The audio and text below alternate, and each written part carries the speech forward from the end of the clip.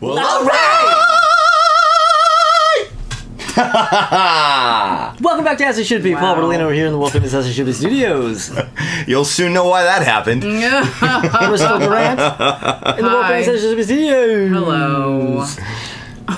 Tommy Von Pavarotti in the world famous As It Should Be studios. Von Pavarotti. I like it. All right. Speaking of Tommy Von Pavarotti, well, actually, you know, I probably should say I was going to skip ahead and get you to go on your list, but we haven't even discussed what we're doing. No, we tell the people. Talking about our favorite singers. Yeah. We have made 10 entry lists of our favorite vocalists. We're also going to be discussing our least favorites a little later on, and Tommy gets to start. Yeah. All right. Well, I've got a top 10, of course. No trouble filling up a list with this kind of subject matter. True. Okay. And we're going to kick things off with my number 10, and that is Tony Martin. Now, do you guys know who Tony Martin is? Yes. You of know Latter Tony Day Martin Black Sabbath. is. Yes. Yes. 80s era Black Sabbath, and then also they booted him and they got him back again in the 90s. Right. But those records are not very good. But New box set. yes. Oh, yes. Yes, the new box set. Finally, Tony Martin is getting his due. He has been critically overlooked. His era of Black Sabbath has been almost universally ignored. But they did actually put out some killer shit during that era. And he, as a vocalist, he was exceptional. He was exactly what they needed at that point in time. He was somebody who could sing literally all the material, was willing to sing all the material, and didn't have an ego about it. Right. Well, yeah, I mean, you imagine being in his position, you're like, fuck, I'm in Black Sabbath? Yeah, sure. Sure, I'll sing the Ozzy stuff. Sure, I'll sing the Dio stuff. Sure. Can you sing the Dio stuff? As a matter of fact, I can. Fuck, I'll even sing the Gillan stuff. Well, maybe you shouldn't sing the Gillan stuff. Well, no. There's a little issue with the songs. Yes. Oops. Yeah. So I just wanted I want to give Tony Martin props, put him at number 10. Exceptional vocalist. It still has not really gotten the respect that I think he deserves. But it was really just a bad set of cards the guy was dealt. You know, he came along at a point in time where it was probably not the best idea to be in Sabbath, if you want. What year did that start? So he came in, I believe, in 87. So they had done the Seventh Star record, which was supposed to be a Tony Iommi solo album, and then the record company, as they had done previously with the Born Again record, they're like, ha, this is great, how cute, if you want us to release this, it's Black Sabbath. So he's like, oh, guess it's Black Sabbath, and he had Glenn Hughes as the singer for that album, and they did the tour, and like 4 shows into the tour, it was very obvious that Glenn was a mess. He was doing a lot of drugs, and he had an infection too, or some kind of injury that was messing his voice up. Oh. And it was just not the right time for Glenn Hughes to be singing for anybody. Yeah. And he was kind of uncomfortable being just a standalone singer and not also playing bass. So it didn't work out. So, like, after 4 shows with Glenn Hughes, then they found, what's his name? The guy that did Ray Gillan. Ray Gillan, who was later known to be in the band Badlands with Jakey Lee. Now, Ray Gillan is another absolutely exceptionally talented vocalist. He is not on my list because he is a problematic human being, and it is theorized that he was intentionally having unprotected sex with groupies, even though he knew he was HIV positive. Fantastic. And he did not care, and he would lie to him and say he wasn't, and all this shit. And Wow. And then he died of AIDS. So that's the reason why those Badlands albums Oh, are he not died? in print. Yes. Oh, Wow. shit. Yeah, he died in 93 of AIDS, and that controversy is the reason why the Badlands albums are not available, and they will never be available. There have been attempts to put them back in print, and then some victims' families have complained, Oh, yeah. and it's so poor Jakey Lee, because now those are his fucking records and no one can buy them. Yeah. But I wonder, though, I mean, at this point, he's gone. I mean, you know, maybe he should let some of the innocent other band members have a little income. Yeah, because it's Jakey Lee. It was Eric Singer was the drummer. Yeah. You know, so it's not fair. But anyway, before I digress too much, so they replaced Glenn Hughes with Ray Gillan, and they did the rest of the tour with Ray Gillan, and the intention was he was going to do the next record from 1987, and he ended up doing some demos, and then he walked away from the project. And that's when Tony Martin appeared in their lives. Like the clouds parted, and it was like everything they needed. It was like their only pathway forward. Tony Martin rescued this band, but because at this point in time, Tony Martin was not able to really use this to springboard into a career of his own, because after he got the boot from Sabbath the first time around so they can get Dio back, Now it's the early 90s. Nobody wanted to know shit from Tony Martin in the early 90s. Yeah, well, exactly. Well, and then when he was out the second time, it was because they ended up going back with Ozzy. Yes. And then once that happens, I mean, you're off the map. Yeah, now he's getting older and he's losing his hair, and it's 2000 and no one gives a shit. So, but the dude can sing. So moving on from that, my number 9, Robert Plant. Robert Plant. Yep. Yeah. Not a perfect vocalist by any metric. No, I mean, exactly.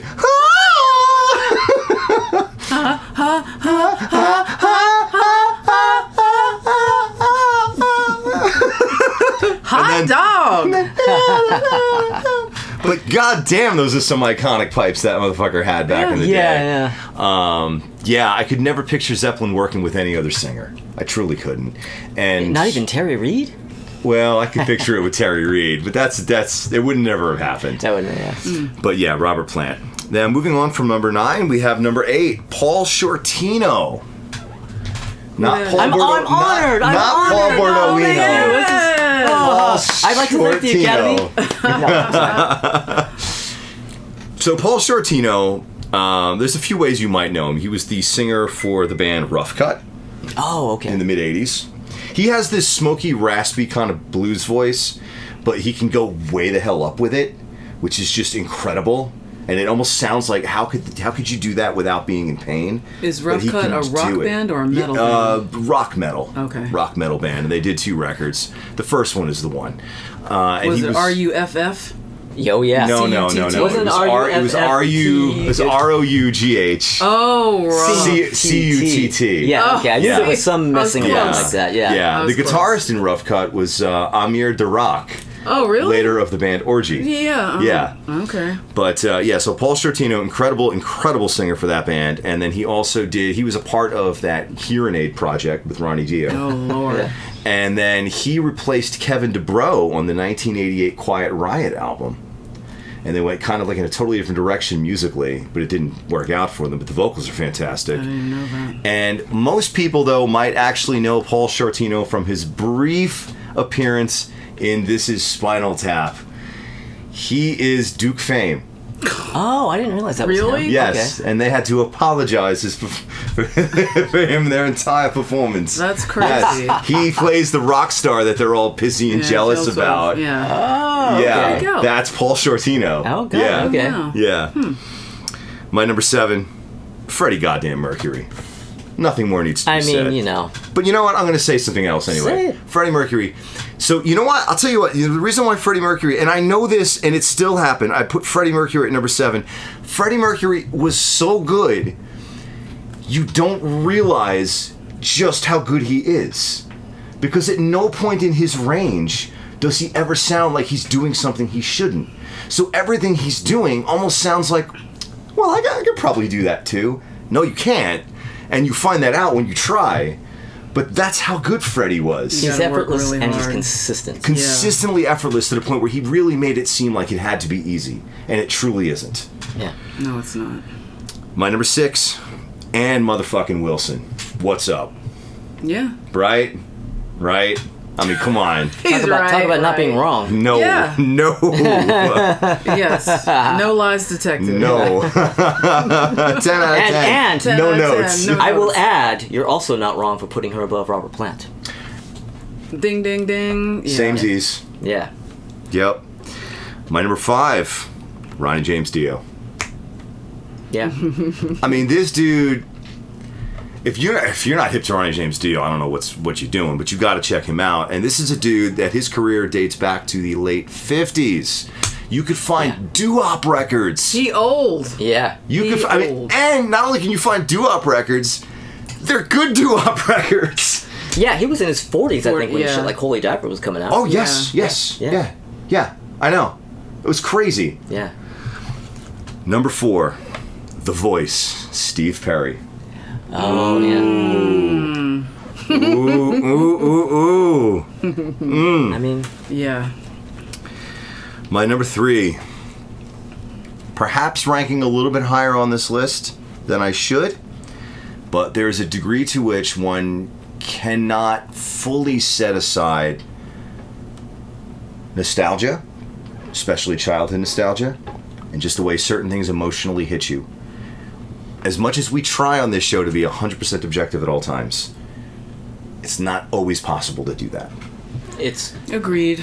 yeah. So my number 3, Cyndi Lauper. Yeah. She Cyndi can sing her Lauper. ass Cyndi off. Lauper. Yep, Okay. Cyndi Lauper. Yep, absolutely. Cyndi Lauper. That's there's not just nostalgia. She can sing. Oh no, she can. She can fucking. blow. She pushes air out. She Yeah. could, yeah, like you need to put like 7 or 8 A's in sang. Sang. Yeah, the bitch can sing. Yeah. And my number 2, I know I am going to get shit for this, but I don't care. I have already leapt to this guy's defense once before. You do not have to be a fan of this man's music. You do not have to be a fan of the whole era that he is a part of and associated with.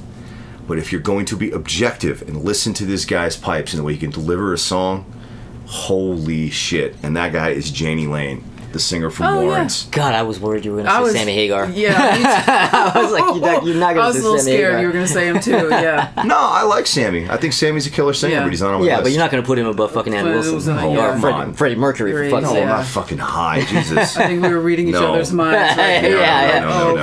God. But Janie Lane, good lord. He can sing. Probably a trash person, and I also really feel really bad for how he ended up dying. Yeah. And his mental state at the time, and how he was just always sad. And we talked about that before, and how people really, they shit on him to this day, not even knowing the guy died depressed and on drugs, and it's just horrible. But in his prime, fuck. He worked. Yeah. He could get it. My number 1, though. My number 1, and for my number 1, I need to clarify when I say my number 1. My number 1, I'm talking specifically from the late 80s up to around, I want to say 94, 95-ish era, but peak 89 to 92. He's still active. He's still out there. Shadow of his former glory. Probably an idiot. Sebastian Bach. Probably an idiot.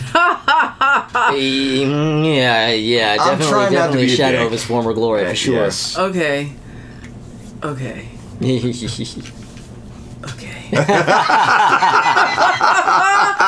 Just let me start off by saying yes. The guy could During that time, sing his ass off. Holy shit. in a window, there's a window there. There's a window. I saw them twice, maybe. Yeah. And I was really blown away. Like, incredible. And if you guys remember, I don't know if you showed that picture of me and him Maybe, from Vintage Photo Time. Maybe. When he was on Probably. Broadway and did Jekyll and Hyde. Oh yeah, that was. We showed that. Yeah, I DJ'd his birthday party. And so I got to see the show for free. And even then, he was still. I was still killing it then? gobsmacked. See, I would have Yes. thought he was spent by that point. No, because his narrow ass was rehearsing and training really hard for that because he did not want to blow it. And he crushed it. He was great in Jekyll and Hyde. That's awesome. Yeah, I mean, and he expanded his register. Wow. Like he could get much lower and crazy higher. Because it's not a lot of like up here in that Right, show. right. But he rounded out his lower register. I was blown away by him. It was great. He was great. Yeah. So Like I said, I need to clarify because Yeah, you're yeah. going to judge him based upon recent solo albums or I don't him even know about that. endlessly Recent solo albums. I don't know. or him endlessly pissing and moaning about Skid Row, Row, yada yeah, yada yeah. yada, whatever. But in his prime, Yeah. which was more than just a week or two, you know, he had a stretch of a few albums, and like few hours, a few yes, hours. yeah. It was a few hours. A that's few right. hours, No, several. he had a stretch of a few albums where he laid down some shit that is just truly untouchable. Recently, I don't know if you guys know this, but you know, Skid Row, they had this guy named Eric Gronwall. He was from Europe, and he was going to be their new singer. And they cut an album with him, The Gang's All Here, and then he had been in remission for leukemia, I believe.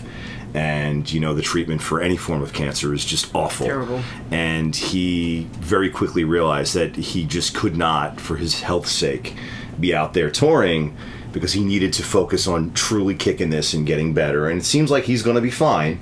You know, he's beaten it, but he's weak. So he's like, guys, I have to bow out. So it was like it was an amicable parting of ways, and everybody understood why. It's like, dude, your health. Yeah. Cancer. I mean, fuck. So they asked Lizzie Hale from Hailstorm to fill in for 4 dates they already had on the books. Now, Lizzie Hale can fucking sing. Holy shit, she can fucking sing. God damn. And you want to talk about some pipes and some range.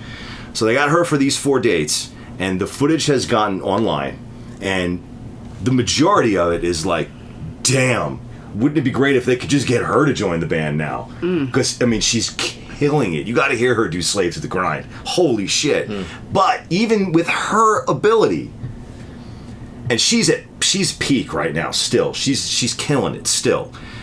And there's parts in the show where she's going for some notes after she's been belting for an hour, and she goes for it. The same notes Bach laid down on those records. And it's like, and then there it cracks. There she slips, or there she loses pitch. Oh. And it's just like, and then you hear that, and you're like, God damn, Sebastian Bach was good in his prime, man.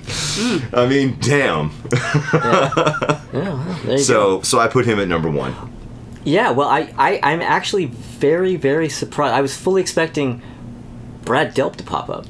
You know, I mean, I love Brad Delp. I mean, there's like another 10 singers. I could make a counter list. Yeah, you could have made 100. I mean, list, but sure. This is what came to mind, and these are the ones that immediately come to mind. Brad Delp is God tier, of course, but I don't know. I could have gone 1 through 20, or I could do 1 through 10, and then I could say, and also that's tied exactly with this 1 to 10, and Delp would have been on there, and I mean, yeah. But this is how it shook out for me. Okay. All right. I wonder if any singers made any commercials. Maybe. I don't know. Let's find out. Yeah, maybe. Hi there. My name is Ken Tamplin.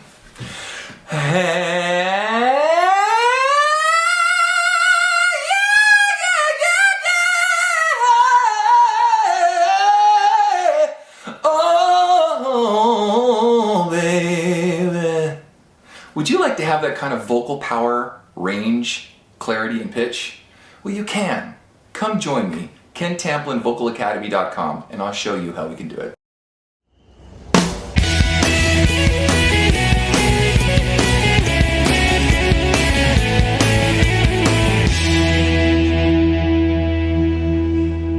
All right. Back. It's my Crystal's turn. It's my turn. Yeah. Crystal, And I want to. tell us about your favorite singer. I want to open with a crystal clarification. Uh-oh.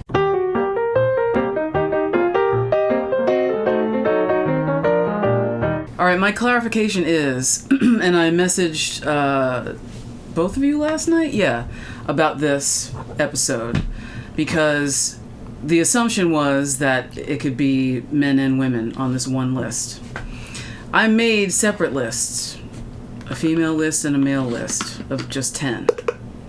I am doing this episode under protest because I feel like we need 20, not just 10, and I want 2 separate lists of male and female, and then come up with a master list of mixed gender from that. Now you tell us this.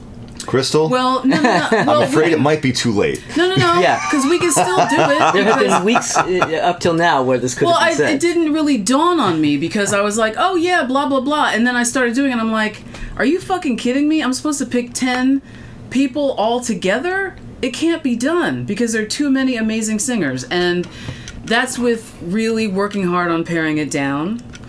And even with this list, I'm not completely happy. So I say, let's do it again, expand it to 20, have a man's list, have a women's list, have a combined list. That's all I'm saying. We could do it. You want to see that, don't you? I think you do. Let's do it again. Yes, let's do it. Comment below if you think we should do that way. Sweet dreams come summertime. Right. Yeah, I think we should do that. All right. Well, we'll see. So, here's my top 10 list of men and women. Coming in hot at number 10 is Frank Sinatra. Oh, damn. I fucking love Frank Sinatra's voice. Even his Bobby Soxer time. That's my favorite period. I know that's your favorite, yeah. Just all of it until the minute he died. The guy has such, I don't know, gravitas. And whether it be something stupid and silly or something deadly serious, it doesn't matter. His voice is just, it's like butter the whole time. I love it. I love Frank Sinatra. Sundays with Sinatra, oof, so good. So good. Coming in at number 9, I have Gladys Knight. I think that she is a woefully underrated vocalist. Her tone, and it's effortless. It rings like a bell, Gladys Knight. And if you've never seen her live, I feel sorry for you. That's all I can say. You can listen to her records as loud as you want to in your head. Nothing comes close to seeing her live. And she's still singing, and she's still decent. She's still decent. She is. I mean, she hasn't... Gave her tickets today. Yeah, she hasn't really... I mean, I'm not saying that it's like, ew, she can't hit these notes or she can't do whatever. I mean, she's an old lady now, but she still does a great job. But it's, of course, it can't touch her, in the olden days. But I think she's woefully underrated. I love fucking Gladys Knight. Coming in at number 8, I have Luther Vandross. Holy shit, Luther Vandross. I mean... You can hear him coming through, singing backing vocals for David Bowie. You hear him doing his solo stuff. Fast, slow, I don't care what it is. Luther Vandross was the Mid-tempo. motherfucking man. Mid-tempo, yeah, all of it. So great. And again, if you didn't see him live, you missed it. Because he was fucking amazing. Number 7, I have Ella Fitzgerald.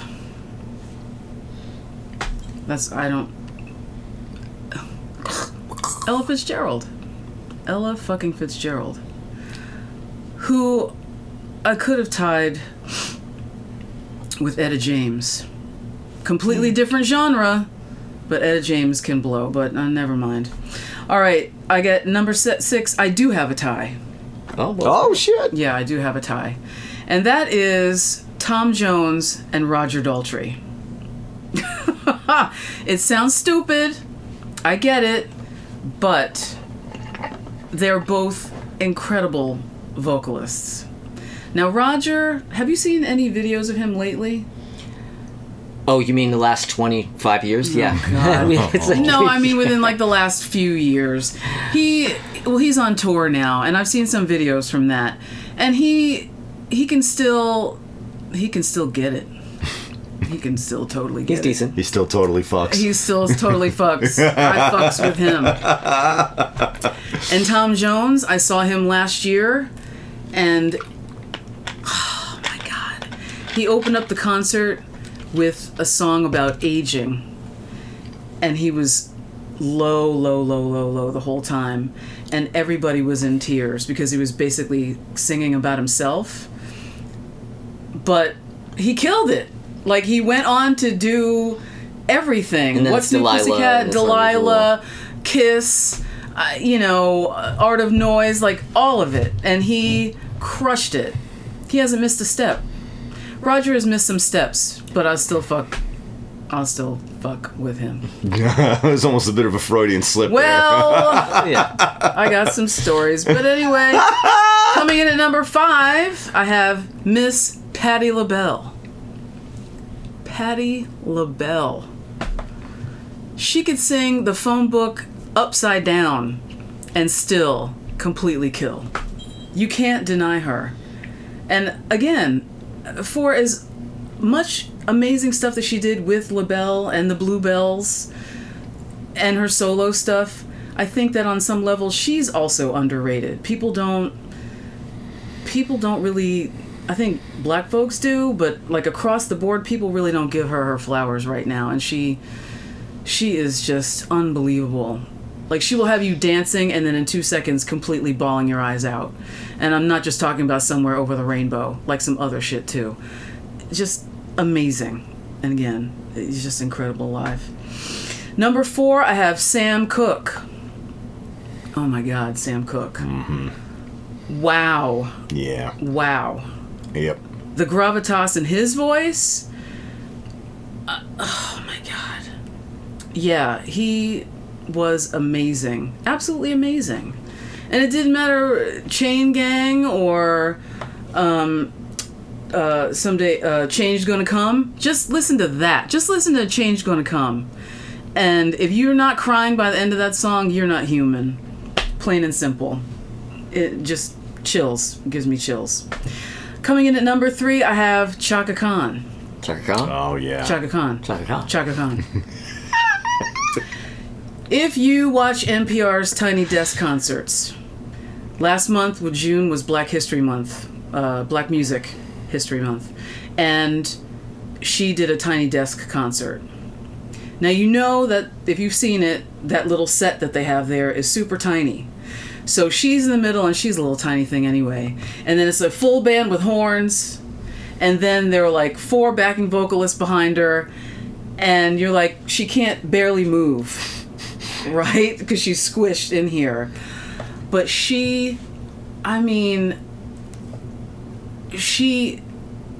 everybody behind her was floating because she just rang out so incredibly, amazingly, not loud, but just punches you in the face with her voice in the best possible way. Have either of you guys seen that yet? Tiny I Desk? haven't watched it, no. You gotta watch it. It's really, really amazing. She's amazing. And she sounds exactly the same. She has not lost anything in her range. Whether she's doing jazz or Rufus or her solo shit, it doesn't matter. She still crushes it. She's still amazing. Coming in at number 2, I have Steveland Morris, otherwise known as Stevie Wonder. It doesn't matter if he's singing shitty songs like Woman in Red or Jungle Fever. Oh, Jungle Fever. Or My Sharia Moore, or, anything. Stevie Wonder can't be touched. Last night I was somewhere online, and it was a bunch of Eddie Murphy skits from Saturday Night Live, and it was a skit with Stevie Wonder. Did you remember that? With My Sharia Moore. Holy crap. And that was just like goofing around. Ugh. Stevie Wonder. But my number 1 favorite vocalist of all time for this list is Aretha Franklin. Aretha Franklin. Aretha motherfucking Franklin. She sounded great until the end. That bit taking over for Pavarotti on the Grammys that year. Do you remember that? He was supposed to sing something. And he was sick and couldn't do it. And she stepped in at the last minute and destroyed. Singing opera. She destroyed. You'll find it on YouTube. It's amazing. But from her earliest shit to the very end, even sing with Lauryn Hill, a rose is still a rose. It doesn't matter. Aretha Franklin was a beast. And she's my number 1 favorite. It's interesting. I wondered if she already knew the material, or that was just like a breakneck couple of days. No, of her it wasn't days. It was hours. Hours. Oh, just learning this shit. Learning round it up. because she did not look at lyrics. She learned that shit and got up there and blew the roof off. Damn. Yeah, it was. I was crying, like I'm tearing up right now thinking about it. It was unbelievable. It was incredible. And this is later period Aretha here we're talking too. This is late Aretha. Yeah. Late big Aretha. And she destroyed. Well, Aretha was more than just a singer, though. I mean, Aretha really knew her shit. She was a piano player too. She really knew music, arranger, so I could writer, see how everything. she could maybe do that. Yeah, she killed, and it was. I don't think it was any more than 3 hours. She had to learn that. Damn. Yeah, it was wild. It was wild. So that's my under protest list. Your under protest list. Under protest list. Well, all right. How many people out there like giving your list under duress? Under duress? I do. Give us the duress. I do. Under duress. Oh, yeah. Oh, yeah. Ella Fitzgerald. She's attempting to shatter a glass with her amplified voice. She did it. You are now hearing the Memorex cassette tape recording we just made of Ella. Now you'll see a glass shatter again. But is it Ella or is it Memorex? I'll never tell. Buy 2 90-minute cassettes, get 1 free at participating dealers.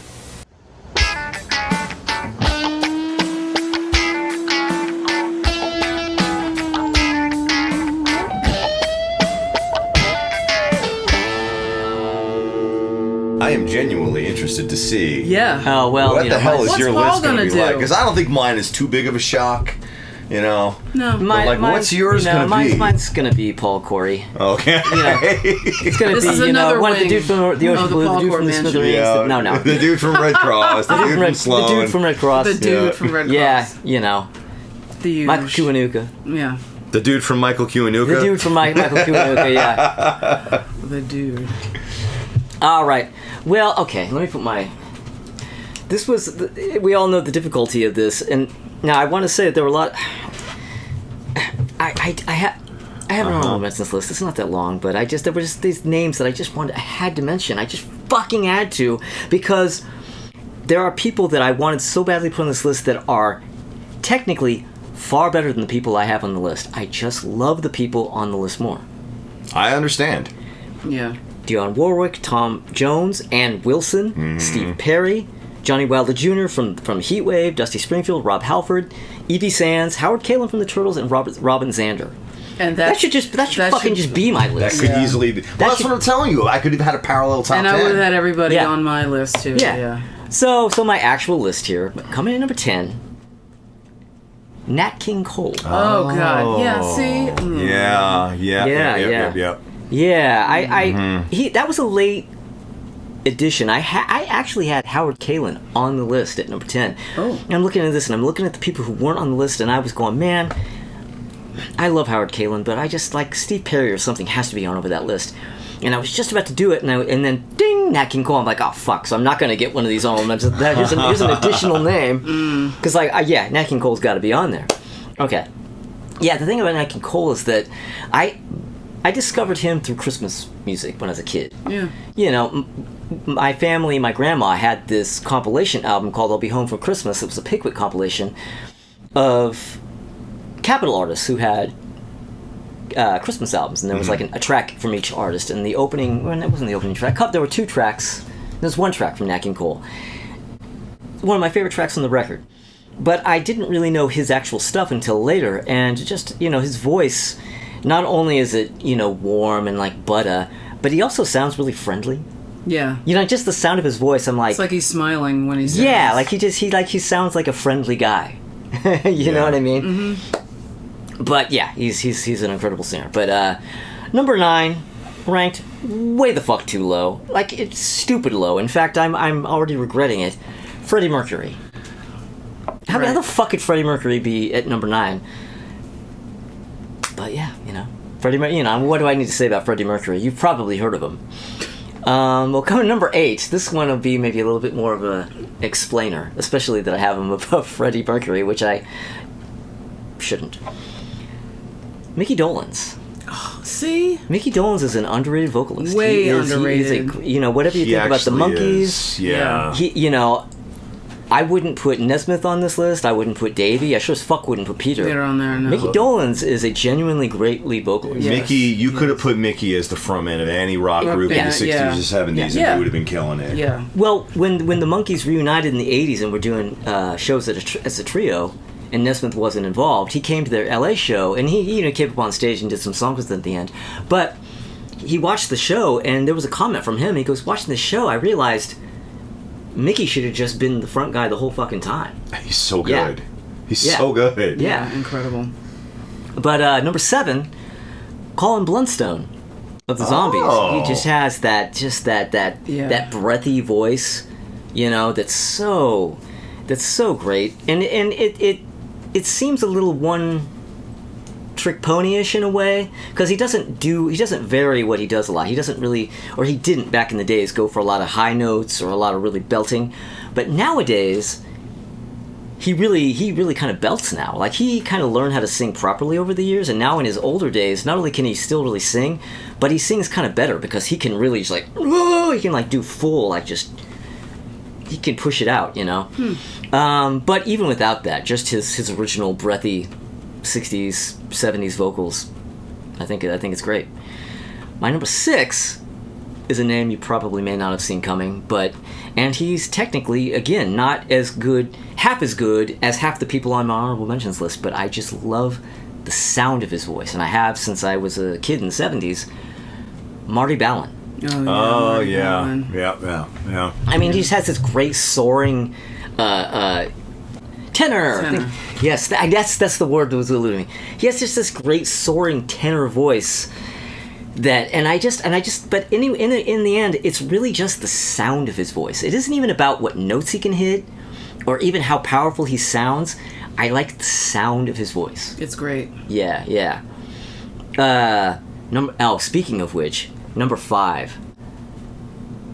Now, this is a window of time, kind of like with Sebastian Bach. This is a window of time. This is in his prime, 70s, somewhat in the 80s, but definitely 70s.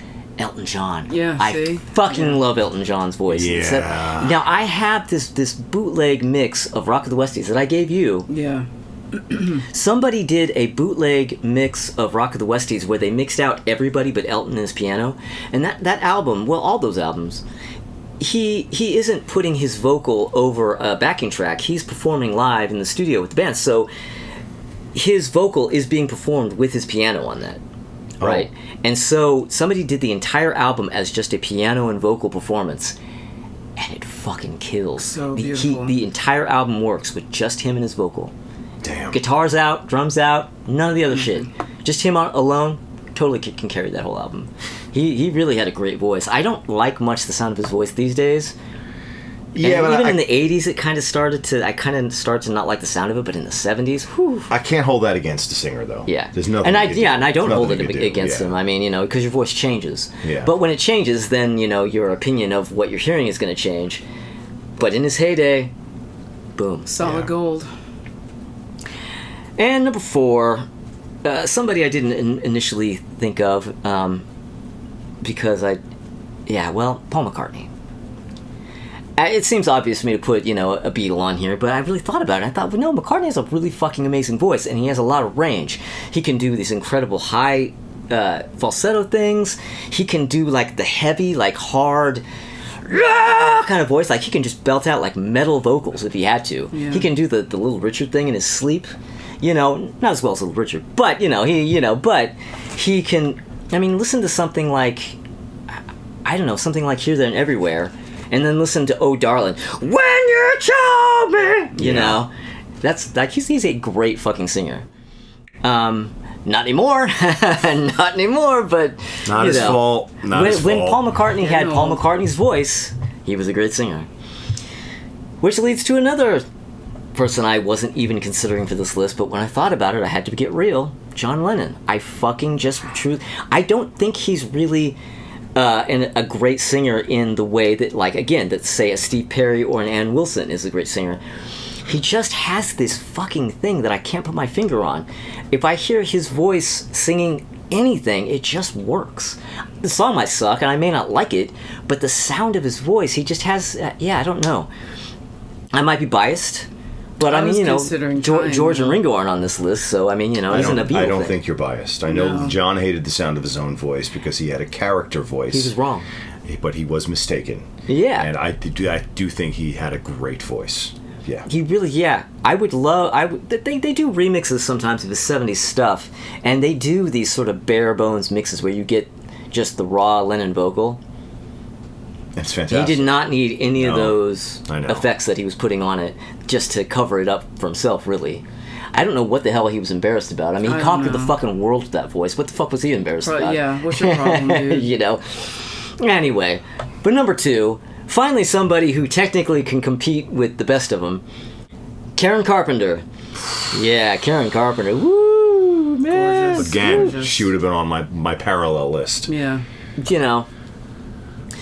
That's I remember as a kid, hearing those Carpenter songs and liking them, but even without thinking about it consciously, I was noticing the vocals. I never consciously thought, wow, she sings really well. But at the same time, I was noticing, because it was just like nobody else had a voice like that. Yeah. I have to say, and this isn't me, sneaking somebody in, because, I didn't even have him on my honorable mentions list, but somebody like that for me was Barry... Well, actually, no, I did consciously think this. Barry Manilow in the 70s. I remember at the 70s sitting in the car, in the back seat, and Barry Manilow's on the radio and being like 7 and thinking, man, this guy has a really great voice. Yeah. I mean, I wouldn't put him necessarily on the list because there's just too much competition. But I'm just thinking about having those thoughts when I'm younger. Yeah. But So great. But my number one.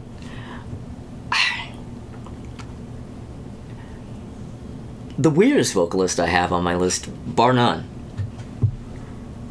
But this is most definitely my favorite rock and roll singer. That's a hint for you. Too many people. Bon Scott. Oh! Oh, okay. I fucking love the hell out of Bon Scott. Yeah. Okay. I feel a little weird putting him above Karen Carpenter and Paul McCartney and Elton John, but It's a little weird, but I get it. But I get it. really, really love Bon Scott. And I'll be honest, I don't actually know if he's genuinely my number one, but this week he is. Okay. That's good. Yeah, so. I'll buy that for There we go. $1. Yeah. Okay. Yeah, alright, so, after these messages, we're gonna be right back. How Cynthia Bell eats a Reese's peanut butter cup. I like to eat them in pieces. Reese's peanut butter cup.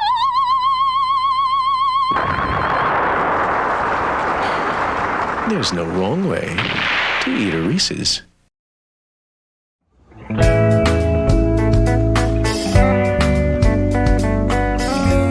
Alright, we are back! Oh, yeah. And, we're gonna start fucking hating singers now. Yeah, all the singers we we are. hate. And Tommy, I think Tommy, Yeah. you probably hate some singers. I do hate some singers. I did, because we did a top 10 favorites, I did a top 10 least favorites.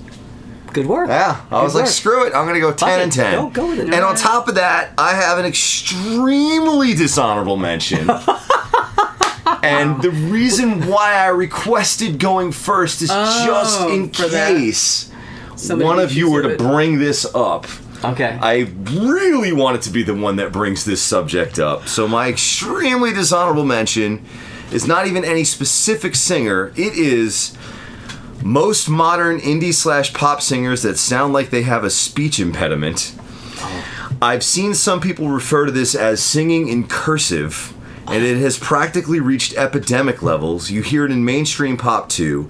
Adele had been known to do this, so does Dua Lipa to a distracting degree. Another example is this singer named Dove Cameron with the song Breakfast, where it sounds like she's saying, I eat boys like you for breakfast. Yes. And people have, turns out I'm not the only person to be aware of this, and that is why it is now, there's a name, the term singing in cursive. Somebody else coined this already, and people have made parody videos of this, of like indie pop singers, like, welcome to my kitchen, these avocados, yes, Yeah. yeah, as you break my heart, Oh, fuck. you know, and it's gotten to the point where I have to turn the song off if I hear Oh, it. yeah. I can't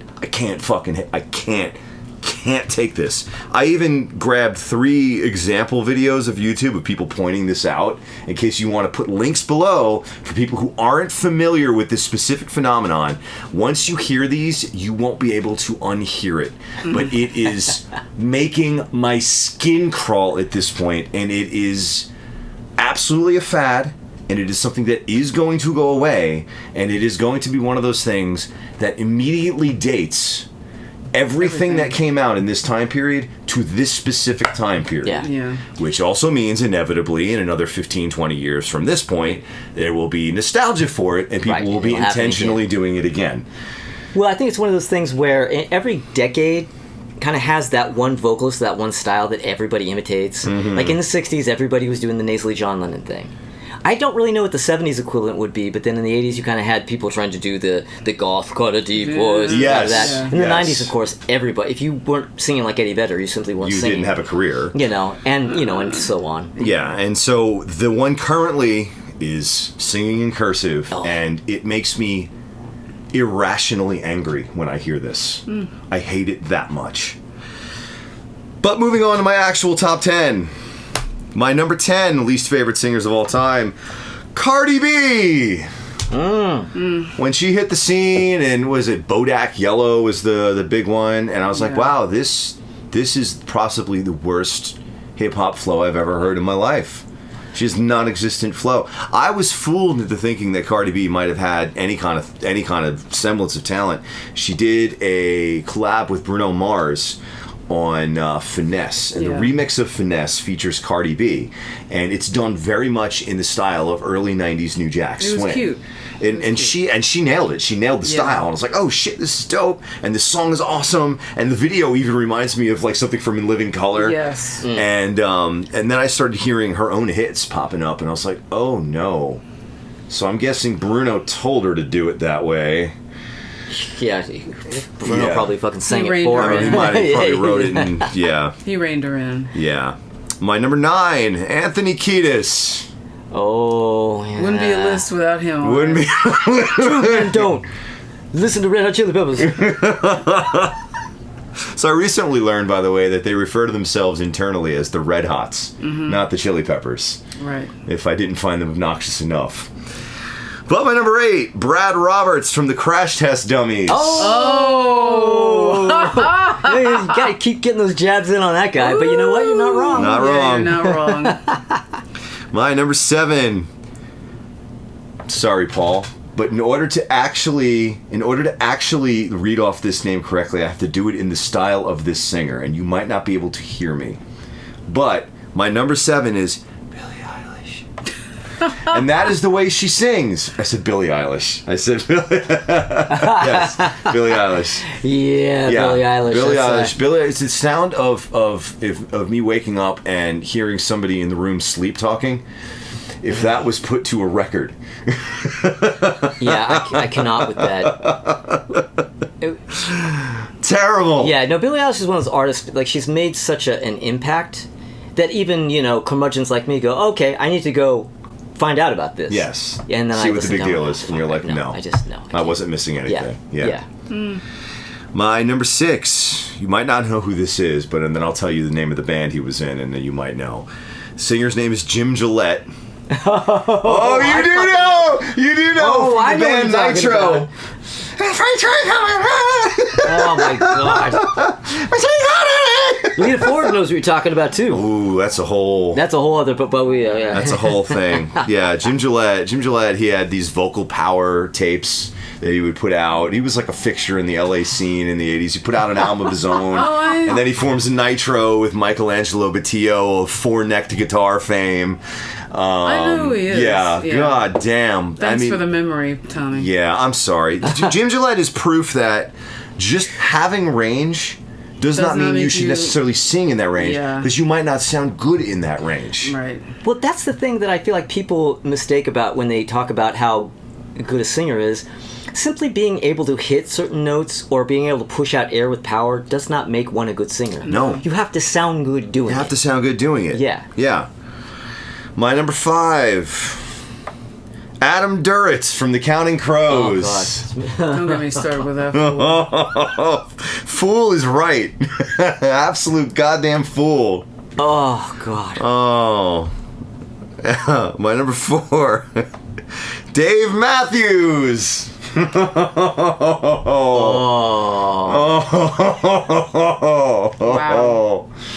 Yeah.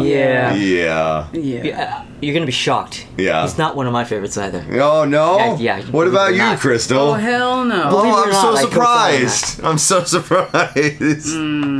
My number 3, Anything by Drake. Yeah. Cinder block head motherfucker. Yeah. I'll tell you, I dislike Drake so much that I started liking Kendrick Lamar more, even though I don't like Kendrick's music at all. But just because they recently had a beef. Yes. I don't know if you were aware of this, no. but Crystal knows. Yeah. Kendrick was beefing with Drake. Drake apparently started it, or some shit. He did. But Kendrick has had a problem with Drake for a while because he feels like Drake's music is bullshit, which it fucking is, and he feels like he is actually bad for hip hop, and he is a problem. Kendrick feels Drake is hurting music by his very existence. Yep. And Kendrick has been quite clear about that.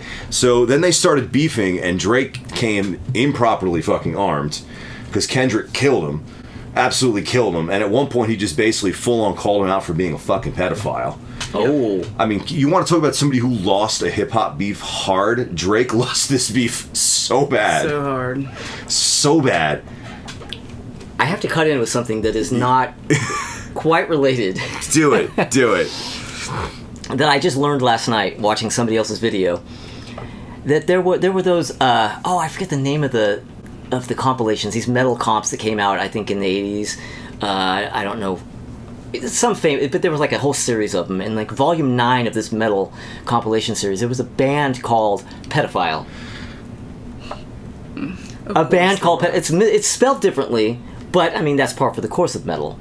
Yeah. But it's a band called What? I'm not surprised at all. But I mean, so you guys were coming up with you had a short list of names, and you guys, well, I think Pedophile's the one. Yeah, me too. Yeah, it's great. Yeah, you got really. It's fun. It was a different time, people. You understand? It was a different time. Anyway, that's off topic. Continue. I just had to get that in there while we were. So in that moving on spot. from Drake, not soon enough. My number 2. I hear the beginnings of singing in cursive with this singer, and this was the first time I heard a singer and was like, oh God, this person is horrible. How is this person a singer? Macy Gray. I cannot stand the sound of her voice. Now, is Macy Gray kind of doing the cursive thing? She kind of is. It's not nearly as pronounced, but you can kind of hear it a little bit. There's a little bit. There's like the beginnings of it. Because her voice is so gravelly that it's not baby. Yeah. It's like gravel baby. Yeah, it's kind of the effect is a little different, but I guess technically she is kind of doing the same. Yeah, she's got a really high pitched voice, but that's also really gravelly, like a hoarse voiced baby almost. Yeah. Okay. All right. Yeah, can't stand her. And my number 1, and I say this, I am not saying this because I am fishing for compliments. I am saying this because I genuinely feel this way the majority of the time. My least favorite singer of all time, me. Oh, go fuck yourself Come with on, that Tommy. shit. I am serious. Here. I am saying this not because I'm looking for counter arguments. Oh, Tommy, you're fine. No, I'm saying it because it leads actually back to when you brought up John Lennon. Okay? This is a thing. Not all singers suffer from this, but enough of them do, where they're physically not capable of getting past the sound of their own voice. Now, John Lennon is an example where I think it's almost universally agreed. You'd listen to John Lennon singing anything. You know, there are people that they took demos of John Lennon singing and extracted just the voice of him singing in his living room, and it's like, good enough, make that a record. And of course, it's John Lennon, and you're like, yeah, I'll listen to this. It's John Lennon. I love the sound of John's voice. John could not stand listening to his own music, and that is why he insisted his voice always be double-tracked. He insisted.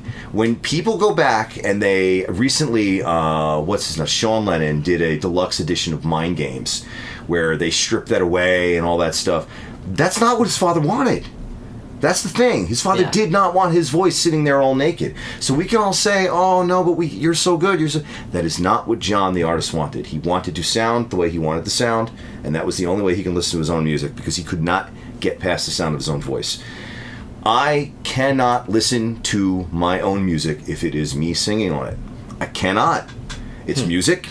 It's commercially available. You can go on Spotify. You can purchase it if you want to. It is music that is out there, and I cannot listen to it because it is me singing it, and I think it sounds fucking terrible. I have a character voice, and a singer with a character voice is going to be a polarizing voice. Kind of like Robert Tepper from the 80s, you know, that guy that sang No Easy Way Out from the Rocky IV soundtrack. He's got a very character voice. And if you don't like the sound of your vocal character, you are going to hate the sound of you. Not all singers suffer from this, but I do. To the point where when reviews came in for my solo album and people were shredding it, saying this singer sounds like he's just nothing but pure chest and testicles, and I would listen to literally anybody else sing this. I'd rather hear Deputy Dog sing this record. He had me until he opened his mouth. The fucked up thing is, I agree with my critics. Now, how fucking crazy is that shit? Now, you're a singer. If you're not already hip to it, Paul is a singer, and Paul has put out a string of albums. He's got a bunch of solo material out. Now, I want to ask you, do you ever suffer from this like I do? A little bit, but not but so little that I would say no. And but to the extent to which I experience that is really kind of it's not the same thing, because I experience it with my singing voice the same way I do my speaking voice, in that if I go to a recording, like if I'm editing an episode and I happen to put the cursor or whatever like right in the middle of a wave, and I hit play and it's right in the middle of me, and I hear my voice, sometimes I'm like, oh. Like if you just kick but yourself but if I listen to the whole thing in context, it doesn't bother me. So if I hear just a moment, sometimes it's like, oh God, you know. Or I'll listen to something, a little, just a moment of me singing. I'll think, God, that sounds out of tune. And then I listen to the whole thing. Oh, no, it's not. Just that little snippet that I just heard for a second sounded grating and out of tune to me. But then I go back to it in context and it's fine. So I experience it in that regard, but not in any, like... Not to that degree. Not. I couldn't even remotely put myself in the category of what you're talking about, yeah. Well, this is a thing that it's not an insignificant amount of singers that deal with this, and some of them are objectively good. The singer for my band Witch Force, Cassie, you've heard her sing. Yeah. Holy shit, goddamn, what a singer. Tracking stuff with her from the new record, she's laying down shit that just sounds like solid goddamn gold. I'm hearing shit this sounds like a record I would go out and buy. And she'll listen to it, she's like, I don't know, I just don't think I sound good enough. We need to redo that. And I'm like, you're out of your fucking mind. And finally I realized, she's kind of got this too. She can't listen past it's her singing, and she thinks she sounds bad even when she sounds fucking amazing. And it's terrible. It's terrible being inflicted with this. The worst case of this probably was Dusty Springfield. Oh no, she had it too? Oh fuck. Yeah. Dusty Springfield, that woman would not let them just cut a whole, like not only just not a whole performance, she wouldn't sing a whole sentence. She sang that shit one word at a time. Well, that's what I do. But okay, well, the same thing. She micromanaged it one word at a time. Yeah. And I remember seeing an interview with the guys from Pet Shop Boys, and they're like, "Yeah, we heard the whole thing about Dusty Springfield, who, you know, how she did her whole vocal one." And we're like, "Oh, well, yeah, we'll see." And they brought her in to sing on her record. He goes, "Yeah, we brought her in, and she sang one fucking word," and we went, "Okay, this is really a thing." And what's so crazy about it, and well, you can clarify this for me because I've always wondered about this since you do this. I've always thought, how the fuck can you even do that and make it flow and sound like it has any human element to singing it one word at a time? You just have to be good at doing that. That just has to be the way you work, and that you're comfortable working, and that you're experienced. Because I'm thinking, the way Dusty Springfield, like, there's nothing about her performance that sounds like she did that shit one word at a time. If you're used to doing that, you can do it and you'd never know. And then you go and you look at live performances of her, and it's like, like, this is 100% as good as the record. She's just up there just doing it like it's effortlessly. So she had the thing. Yeah. She had the thing. She couldn't enjoy the sound of herself. This is a really unfortunate thing to suffer from if you are a singer. I would not wish this on anyone. I am so glad that you do not suffer from it to even approaching the degree that I do, or my singer Cassie does, or Dusty Springfield does, or John Lennon did. I mean, and it's horrible because you got... For those three people, everyone except for me, they all have great voices, and they're all wrong. Do you see? But this is the thing. This is what we do. This is the problem. Now, as usual, Tommy with his totally off-base opinions over here. But then, this begs the question. So we've all given our list so far in this episode of our favorite singers, and we could have done parallel lists, and we could have done top 50s, and they would have all been incredible singers. We'll never know this. But I do sometimes wonder what the percentage of those singers are that suffered from this same thing and were unable to enjoy objectively awesome music in their cases. All right. Well, I don't know that Karen Carpenter experienced that, but I do know that she would go in sometimes and be like, "Oh no," she would go, "Oh, I have to redo this," like Top of the World. There's the album version, the original version that was on the album, that was a single that you heard on the radio, and then when they did the Greatest Hits album, the brown cover, she insisted on redoing that vocal because it wasn't good enough. Karen Carpenter singing Top of the World, that vocal wasn't good enough? Oh, fuck's sake. But she couldn't get past it, man. And so, yeah, I mean... But anyway, without belaboring this any further, that is my top 10 list. Very interesting. So, over to you, Crystal. My turn. All right, my least favorite vocalist. This again could have been 20 people. Coming in at number 10, Eddie Vedder. Yep. Yeah. You probably don't need to explain I don't that. need to explain No. that. Moving on. Number 9, Jennifer Lopez. Oh, J-Lo. Wait, this is supposed to be a list of singers. Well, You're cheating. that's what I was about to say. Sorry. Is that people really think that she's a singer, that she's a good singer. She is not a singer. She is not a good singer. She's not. No. No. No. Yeah. I had the opportunity to listen to some raw vocal tracks of hers Oh, from no. On the Six. Oh, no way. Dudes, Really? that shit is sweetened to the nth degree. I'm surprised millions of people didn't get a full mouth of cavities listening to that record. I mean, wow. We're talking ghost Wow. vocalist, probably. She can't. No, it was her.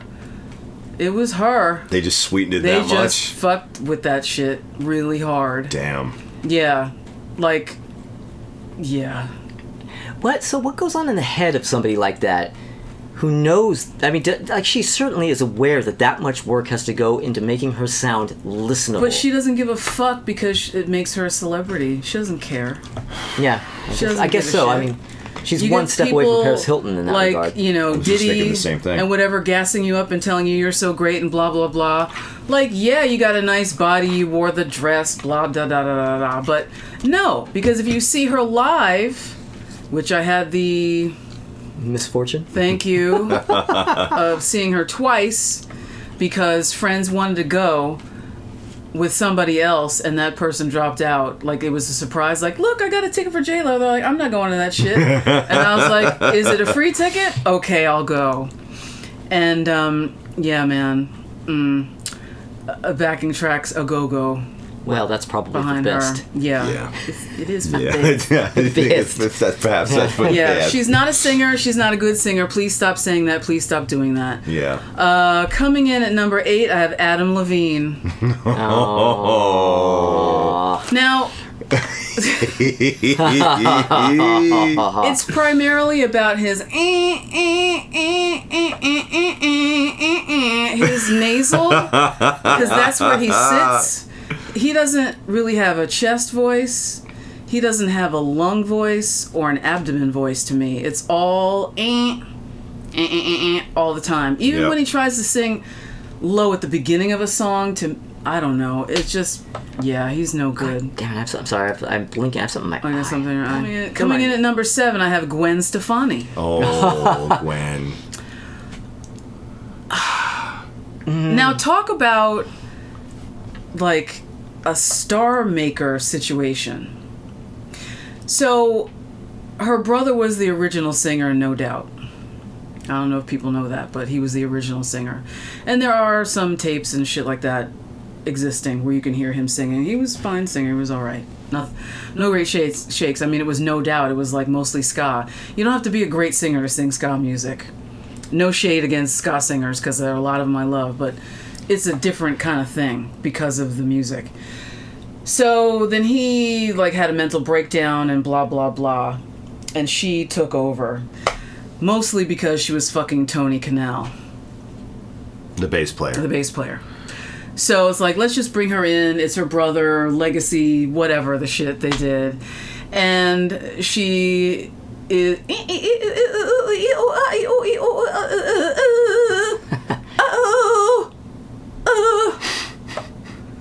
I think the most balanced vocal of hers is like... No, it's not.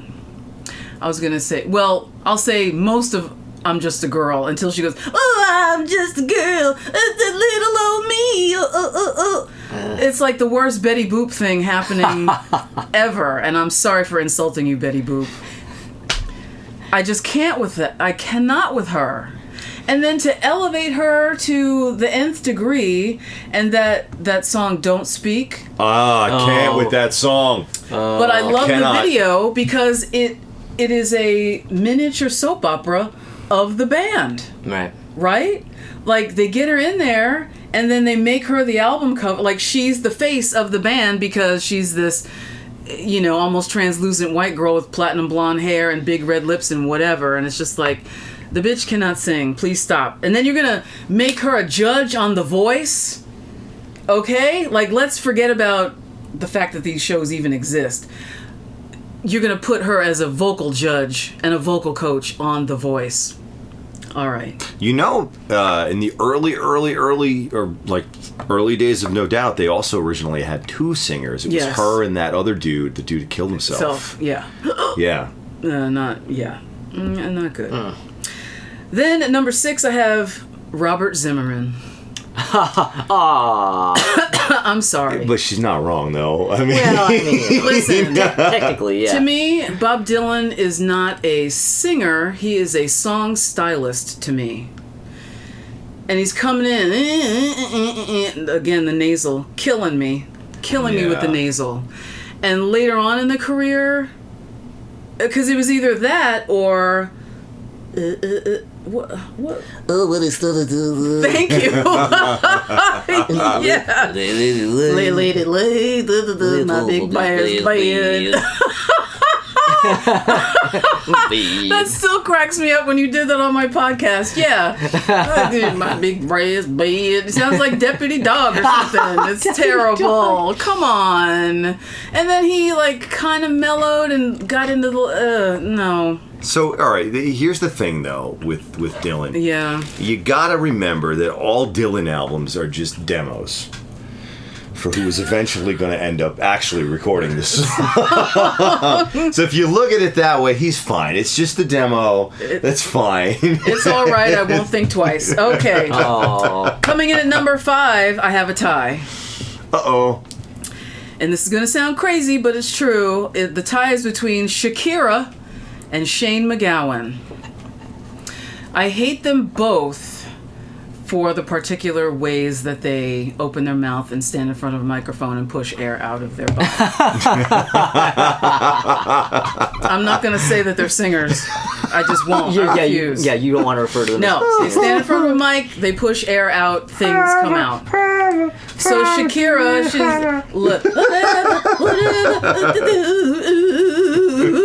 it's like South American yodeling. I don't know what she's doing. It's terrible. Terrible. She's awful. Our Irish friends are going to be bummed. Shane McGowan is royalty. I know, and I'm sorry to my Irish friends, but he was not a singer. I'm just like, what? You can't understand what he's saying at all. At all. And it kind of follows the melody. Like, everything sounds like a really terrible Irish jig coming out of his mouth. Well, that's Irish jig. I mean, that's primarily what it was. But he literally sounds like he has marbles in his mouth. I'm sorry. They're terrible. Coming in at number 4, I have Judy Garland. Judy Garland, her wobbly, greasy, wiggly vibrato. No. And for some kooky reason, like, I have sort of maybe I hang around too many gay guys that love Judy Garland, I guess. Like, sometimes some of her stuff, like from her TV show, when she sang live with people, it was better than most of the stuff that's on record. But, yeah, that's just how I feel about it. Number 3, I have Billy Corgan. Oh, Billy. Oh, God. Here's another tonight. Another nasal killer. He sounds like a gnat. Yeah. If a gnat had a singing voice, that's what it would sound. It would be Billy Corgan. You know what's the weirdest thing about him is he's aged and his voice has gone to shit, and now it just sounds like he's singing through a bad cold. Yeah, you're right. Which is awful. I saw some video from the last... He sounds real bad now. Yeah, it's not good. It's not... And I like a lot of the songs that he wrote. Not all of them, a handful of them, but yeah, no good. Ugh. Number 2, coming in at number 2, I have Lou Reed. Oh. Boo. Screw that guy. Aside from his human beingness, I'll put that aside. But he was not a good singer. Nah. He was not a good singer. That's definitely an example of somebody who can hit the notes, but the sound of his voice is not necessarily pleasing. Yeah. Well, because it always sounded lazy. Every single note he hit was phoned in. He got there, but it sounds like he didn't want to. Yeah, it was just like half asleep. Not quite Perry Como asleep, but just, yeah, not good. And my number one worst vocalist for this list is Morrissey. Morrissey? Morrissey. Oh, Morrissey. I want to find a job, but I can't find a job. And heaven knows I'm miserable now. Oh. And again, let's take away his human beingness, which he's a piece of shit. But I don't care what it is. It's whiny, not quite nasally like those other high nasal people. But it's not good. It's also smug. It's It's incredibly whiny and smug simultaneously. Yeah. It's like he's laughing at us because he's getting away with it. He has been Because he got away with it. so problematic for so long. Somebody recently made a post. I think it might have been Chris Kelly shared this. Something like, I really, obviously, I cannot stand Morrissey or anything he's ever done, ever, except for the 4 Smith studio albums and the non-album collection, and also, the first few Morrissey solo albums, and also Bone and Drag, but I can't stand this guy's work. It's like, Yeah. I can't with him. I can't. And what really killed me, because I really didn't listen to them until, I guess it was Mita's Murder came out, and that's what everybody was listening to. And what was the big stupid hit? How Soon Is Now? Oh my fucking god! Like Johnny Marr, okay, fine, a great guitar player, whatever. But that song, I was in college, and that was played 10 times a night by every DJ everywhere I went. That's all everybody was dancing to. That was the number one dance tune back then. Yes. And it was just like, enough already. And then I listened to the rest of the record, and I was like, what? Why? I'm walking around dance floors like, what are you doing? Snap out of it. I don't know. Awful. This might surprise you, but there are some Smith songs I actually really dig. And I never used to give a shit about him in the past, and his last couple years I started kind of getting into some Smith stuff. And every time I listen to it, I'm like, oh, this really like this fucking song, but God, this singer is terrible. I cannot stand Morrissey. I can't stand his voice. I can't stand his style. I can't stand him as a human being. Why am I doing this to myself? Oh, but I like this song. It is not fun. It's not fun. What's not supposed to be fun? It's not supposed to be fun. It's not supposed to be fun. Hang the DJ, hang the DJ. I love that song, and yet I hate that song. It's the weirdest feeling. It's the weirdest feeling. Again, Chris nailed it. Last year, I think it was, do you guys remember Rick Astley did a festival over in England where he got together with this band, I think called the Blossoms or whatever. Yeah. Something they're called. It's when he was playing drums and he was doing, was this? No, it was a different one where they did an entire set just covering Smiths. Oh, Jesus. And Rick Astley was the Morrissey. Yeah. And he killed it, and everyone immediately everywhere was like, Can we just make him maybe just do the Smiths Johnny again? Marr Just Johnny, could you? Because we'll take him any day of the week. Yeah. Yeah, And you know what? If Johnny Marr had decided to do it, I think that would have been universally fucking accepted. It would have been like, yep, Rick Astley's the singer for the Smiths. He's always been the singer for the Smiths. Let's go see the Smiths. Yes. I would go. I would pay to totally see that. I would totally see that. Yeah. Anyway. Yeah. Well, all right. This is an epic hate. Over to segment you, we have man. going here. Yeah. Bring us the hate. We have a whole. All right. Okay, so let me go to my list. You can I don't have a very long list actually. Okay. Okay.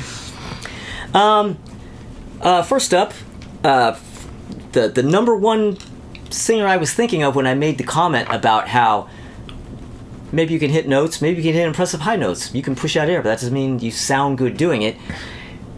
The king of that, Vince Neil. Because that motherfucker, because he can hit some crazy high notes. But he should not be hitting those notes. But he sounds terrible doing it. Yes, he absolutely does. Oh my god, and somebody else who I just find so grating as a vocalist. Ugh.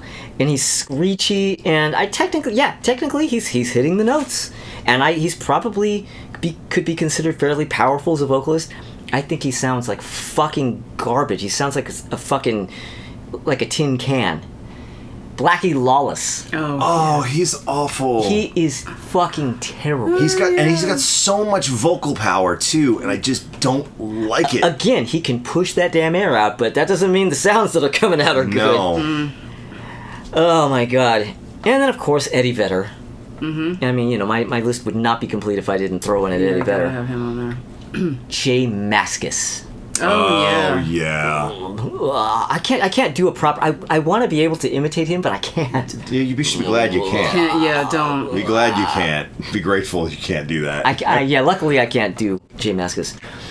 But my worst of is actually somebody, I don't know if you may have heard of him. You probably have. I don't know if you know the music, but he's by far my number one. A guy named Will Oldham. Oh my god. Do you know who Will Oldham is? Bonnie Prince Billy. Oh. You know what I'm talking about. Oh boy, do I know what you're talking about. I had people who were like, "Oh yeah, he's so great." I was no, like, he's not. And it was in my friend's apartment, and I almost punched him in the face. Are you crazy? Oh. Will Oldham is the real name of the guy who refers to himself as Bonnie Prince Billy. He was originally in a band called Palace, which really wasn't a band. I think it was kind of just him. Yeah. You know, and he's just one of those singers who. He's technically bad. It isn't even one of those situations where he can hit the notes and he can push out the air and technically he can sing, but he just sounds bad. He is a bad vocalist that people love. Like that bad. It is really like you think that like it's Andy Kaufman level. Like, are you kidding me with like, this? you know, kind of thing, you know. Yeah, and there are people like, but I just love him. He's just so passionate. Oh boy. No, he is awful. Hipster alert. It's totally hipster, but it's one of those things where I listen to it, I'm going, man, he's trying to sound like this. Yeah. He's trying, you know what I mean? Again, like I've said before, one of those vocalists where if he hit the note properly, he'd be like, oh, we need to do this again. Oh, god damn it. That kind of vocal, but it's Okay. like he's the worst of that type that I've ever heard. The most annoying of that type that I've ever heard. And why are you calling yourself Bonnie Prince Billy? That's such a stupid name. That is really dumb. Yeah. I've heard that name so many times, and I've always assumed that he was like some kind of reggae or dancehall artist. It sounds like that, right? Absolutely, that's what I've assumed all these years. No. Yeah. Nope. Yeah, no, that is the biggest vocal thorn in my side. Yeah, terrible. But yeah, so there you go. All right. That's that. That is so I'm the one with the short. Yeah, bit you're this the one. time. Yeah. Look at that. All right. 3 or 4. Okay, well, I guess we should probably go to a commercial, huh? Maybe? Huh? Ooh-wee. All right, guys, you ready? Ready. Yeah. Betty, this is for you. I love you. I'll make love to you when you want me to, and I'll hold you tight, baby, all through the night. I'll make love to you like you want me to, and I'll hold you tight.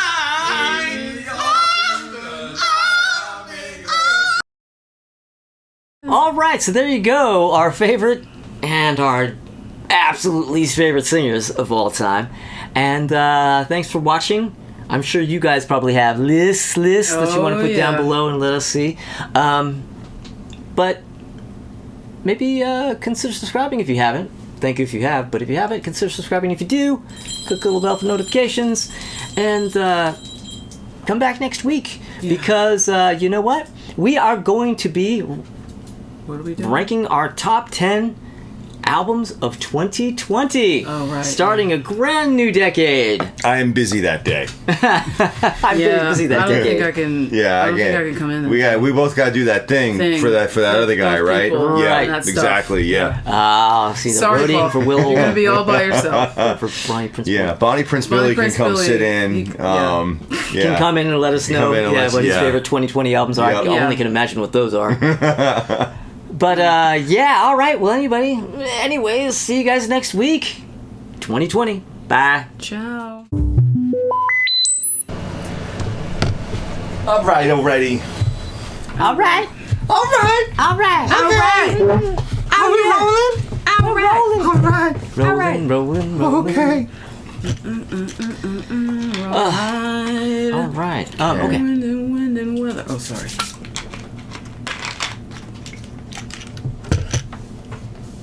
Three, two, one. Well, all right.